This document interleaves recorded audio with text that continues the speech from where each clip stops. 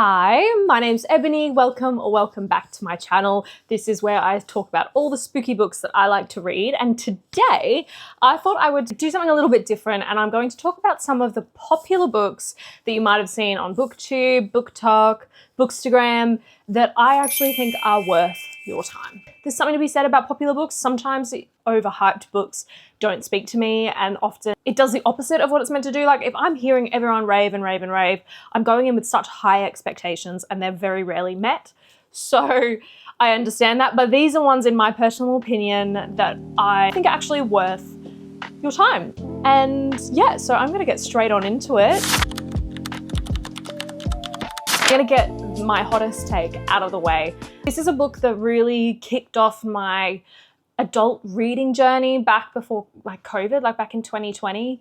So for that reason, I kind of have this like, I defend it and I enjoy it. I'm not sure necessarily I would rate it as highly now if I read it, but for the time and for what it did for me, I loved it. And I know so many people read it now and they give it really shitty reviews, and I don't know, I still stand by it. And that is The Silent Patient. This is my copy that I've had for years, like since I read it. I read this so quickly. If you are someone who doesn't know this book, I'm going to give you a really brief synopsis. This woman's husband comes home one day. She shoots him 5 times and then never says another word. This therapist interviewing her, who is kind of obsessed with trying to uncover why she did it and trying to be the person that gets her to speak. That's all you need to know. I flew through this. It's a debut novel as well, and I think that's why it really, I don't know, it wowed me at the time, and it really got me into my reading 6 years ago, back when I started my Bookstagram. This was one of the first books I read for my little reading challenge back in early 2020. And like I said, I thought it had a perfect ending. It was a twist that I loved, and it's a trope that I really love in crime thrillers. For me, it's a classic. So like Agatha Christie started this certain trope, and I can't talk about it. If you want to read this, then I will not spoil anything, because like it's worth it. I thought it was really fun. I enjoyed how it was written. I enjoyed the characters. I enjoyed the twist. That's all I'm going to say. I still think it's worth reading. Another one I read not long after The Silent Patient, many years ago, was Before the Coffee Gets Cold. I read this in just a couple of hours.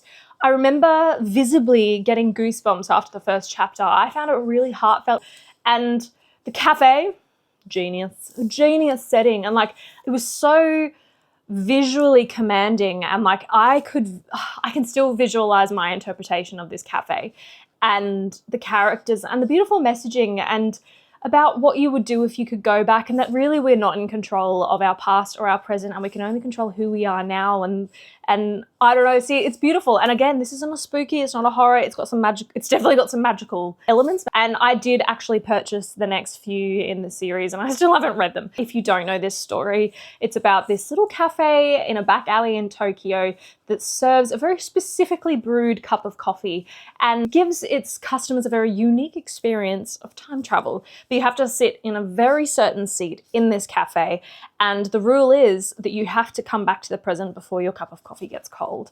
And so we follow 4 different characters throughout this story who have different reasons for wanting to go back in time. And I suppose it's kind of asking the age-old question about what would you do if you could go back in time, and who would you want to go back and meet? So I don't know, I think it was beautiful, and it's got something to say. And it made me cry, and it was beautiful, so worth your time still. Everyone's got different opinions, hey. And both of those books are maybe hot takes now, saying that you still enjoy them, because I've seen so many people like shit all over them for no reason, unjustifiably in my opinion. Moving right along. My next one that I still stand by as one of my top books of all time is The Shining by Stephen King, of course.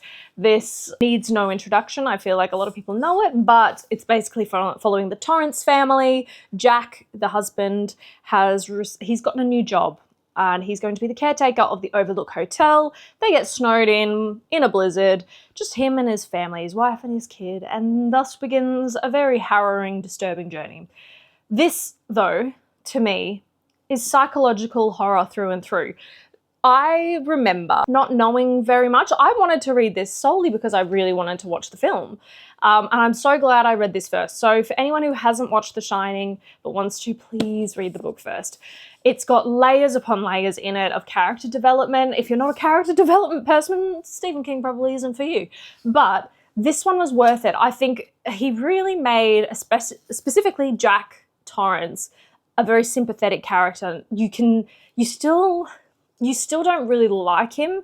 Stuff he's doing is abusive and nasty and horrible, but he's a very tortured, beaten man, and like there's this constant push and pull in his personality, which the Overlook Hotel, which becomes a character in my opinion, the Overlook Hotel kind of feeds upon the dichotomy in his personality. I found him a very intriguing character, a multi-layered character, very nuanced character. Wendy is much better in the book than the film. She's tough and resilient. She also exhibits some of the shine as well. And it's like, I feel like Danny, the boy, brings that out in his mum. And it makes them both more empathetic and tied to each other. And then the actual horror in this book. Oh. Some of the creepiest fucking scenes I've ever read in my life. I remember saying to Lucas, that my husband, that I had to have the lights on. And this is one of the few books, even since, I read this nearly 6 years ago, even since then, that has gone into my dreams and I've had nightmares about. It gets under your skin, and I found it truly horrifying. Like, it's the definition of a psychological horror, because it's playing on tricks on your mind. You are looking over your shoulder while you're reading it, and you really feel like you're in these characters' shoes. And so, yeah, for me, this is still a 5 out of 5 book. And I think there's just a reason this is such a staple in his collection. And if you're a horror fan and you haven't read The Shining, this is your sign. Will change of pace. I've had a good mix, actually. These ones that I'm talking about are not all horror or thrillers. There's a couple of romance in here. I don't read a lot of romance. I'm so late to the party on reading this because, again, I don't really read romance, so you won't catch me recommend them very often. So when I do, please read it. I'm joking, you don't have to, you probably already have. That is The 7-Year Slip by Ashley Poston. This book is a perfect example for me of a book sitting on your shelf until you're ready to read it. I've had this since it came out a few years ago. I gave into the hype back then and bought it, and it's been sitting on my shelf collecting dust. At the start of this year, I just wanted a palate cleanser. I was reading slashes, I was reading some nasty, horrible stuff, and I felt like I really needed a palate cleanser. And I went, you know what? This sounds really good. It's not very long, like it's something different, but it has magical realism elements on it. I knew that about her books. And when I tell you, I couldn't put this down. I'm not kidding. I was walking around the house like this, making my food, drinking my coffee. Like, I could not stop reading it. So I read it in about 6 hours. I was obsessed. This is following Clementine. 6 months ago, lost someone really close to her, and she's just been trying to work and get through her life, day by day. She's not wearing her heart on her sleeve anymore. She's not letting people in. She just wants to get through. And then one day she comes home to her apartment and there's a man there. A gorgeous man, beautiful smile. He knows how to make a mean meringue pie, lemon meringue pie. And she's like, okay, this man is someone I could fall for if I weren't like switching off my heart to everyone. Oh, and the other problem is he lives 7 years in the past. So it's impossible. This apartment, something's going on in her apartment. She doesn't know why. She doesn't have answers. And the way this is plotted would have driven me insane if I were writing it. But it's so deftly done and it's so smooth, and I just freaking loved it. I loved the romantic element. I loved the sauciness. It wasn't too much. It wasn't too little. It was a perfect amount. It was very real still, especially in a very unrealistic circumstance that these two would have fallen for each other. The stuff that I loved about it sometimes wasn't the romance. It was more Clementine's story of finding herself and her passion in life again, and realizing that the thing she always wanted to be maybe isn't what she wants right now, and that's okay. To start over at 30 is okay. And I don't know why that resonated with me, but it did. And I felt like I needed to read this when I read it. So I gave this 5 stars. I loved the magic of it, and I loved the romance of it, and I loved the everyday look at how we pursue our dreams and how we let things go. And there's some really great twists. There's so much in this book. For such like a short little, it's 300 pages or something, and it packs a punch. There's a lot in here. It's beautiful. Fucking loved it. A couple more to talk about. I mean, I've got so many on my shelf, but these were the ones that are like top tier. Another bit of a romance, I suppose, is The Seven Husbands of Evelyn Hugo by Taylor Jenkins Reid. Another book that I was very late to reading, but this was a good few years ago now, and I remember getting Lucas to read it as well, and he thoroughly enjoyed it too. It lived up to the expectations. It lives up to the hype. This is about Evelyn Hugo, who is a reclusive old Hollywood star, and she's finally ready to detail all and do a tell-all, basically. But she only will speak to this very unknown green journalist. So this journalist goes to her house and Evelyn begins telling her the story from her career to like leaving showbiz to, of course, all the husbands along the way. And there's something ties the journalist and Evelyn together. And she doesn't know why. She doesn't know why Evelyn wanted her. Like, why the fuck would you want me? I don't know what I'm doing, kind of thing. But she's like, this could be my big break. So she's willing to take it. But this has such rich characters. I think it's beautifully written. Prose is very beautiful and easy to digest without being flowery and pretentious. I don't know how to explain it. It's a perfect balance, I think, in her writing style. And it perfectly captures the sense of old Hollywood. I think the sense of place is so grounded in reality that you really feel transported back to that glamour and that lifestyle, which I connected with as someone who loves that era of film and stars and all of that. I connected to it. And the love stories and the elements within that are so layered and raw. It's heartbreaking and stunning and human, just a very human story. And like I said, there's so much to enjoy. And I love that it had the feeling of a non-fiction, but of course it's made up, but it's still, set in this specific era of filmmaking and art and history. And it still speaks to that real human level of love and connection. So really highly recommend still if you have not read that. And I think the last one that I will talk about in this video is We Used to Live Here. I know this is a very polarizing book. After it did the rounds, I read it just before I think I started seeing everybody reviewing it. And yeah, it's very divisive. It's been getting mixed reviews.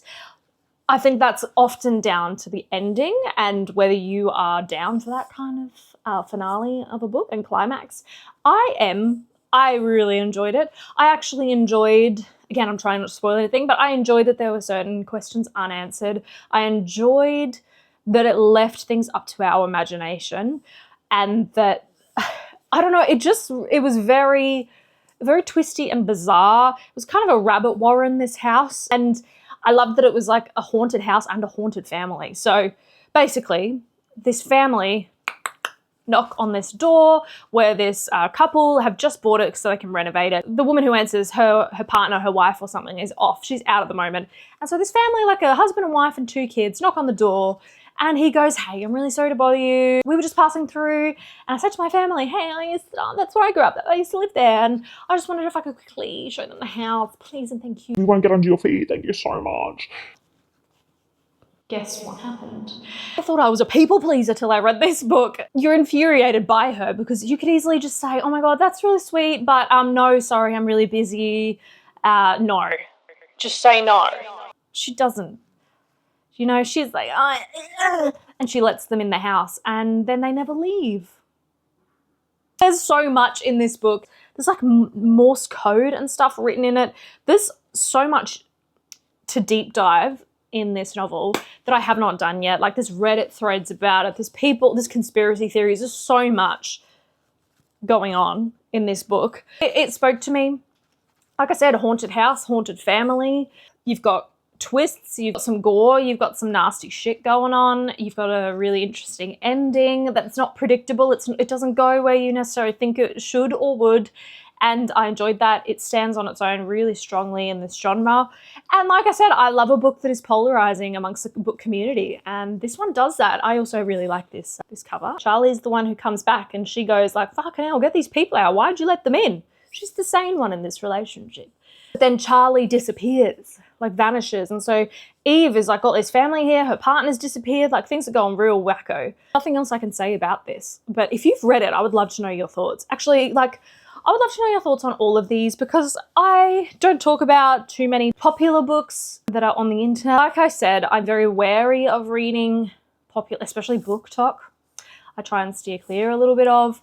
But quite a number of these I read back 2020, like just when Bookstagram was really booming and they weren't as popular. But I am grateful for that. It allowed me to just kind of enjoy them for what they were before they blew up. But I'm glad for all these authors that they did blow up. And in my opinion, they deserve the hype. They deserve new people to read them. If they haven't, like I said, I would love to discuss any of these books in the comments because there's a lot to talk about. Lots of these are very interesting, well plotted, well thought out novels that are different in their genres is what I think. Yeah, there's plenty more on my bookshelf I could talk about, but those are some of the older ones that I thoroughly enjoyed and I think you will too. So that's all from me today. Thank you so much for listening to me yap, and I will see you in the next video. Bye!